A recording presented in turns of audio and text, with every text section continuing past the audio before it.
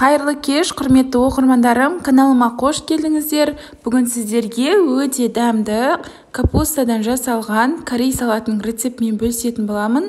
Бұл салат жасалу жолы өте оңай, әрі қолжетімді ғана ингредиенттерден тұрады. Міндетті түрде жасап көріңіздер.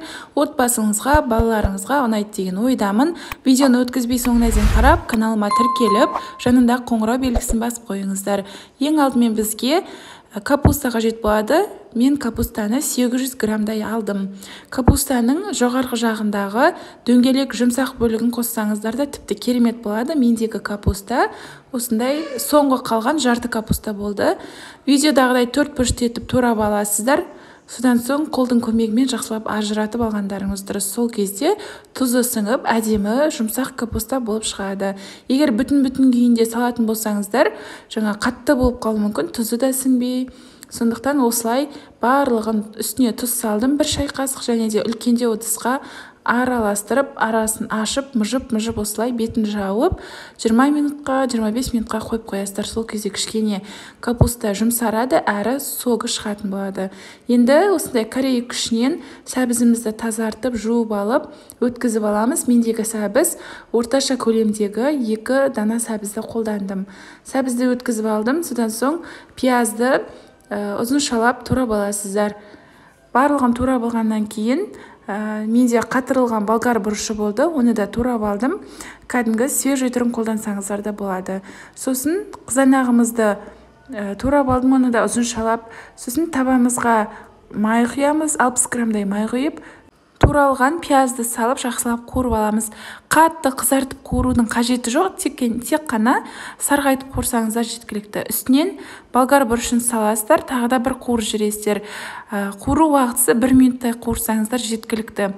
1 минут өткеннен кейін жаңағы корей күшінен өткізілген сәбізімізді салып, оны да қуырамыз. 2 минут шамасында қуырсаңыздар жеткілікті, одан көп қуырмақ қойыңыздар. Өйткені сәбіздің қатты соғы шығып, көлемін жоғалтып алады, яғни кішкентай болып қалады. Енді жаңағы 20 минут өткеннен кейін капустаны толықтай сығып аламыз. Түбінде азғантай суы қалады. Содан соң табада тұрған осы сәбіз барлығын үстіне саламыз. Туралған көкөністерімізді саламыз. Осы кезде мен қалауыңыз бойынша көкшөп қоссаңыздар болады. Мен петрушканы қостым. Және де қияр бар ғой, кәдімгі свежий қиярды қоссаңыздар да болады. Сосын 2 үлкен чеснокты үкіштен өткізіп салдым. Үкіш болмаса пышақпен турап алуға болады.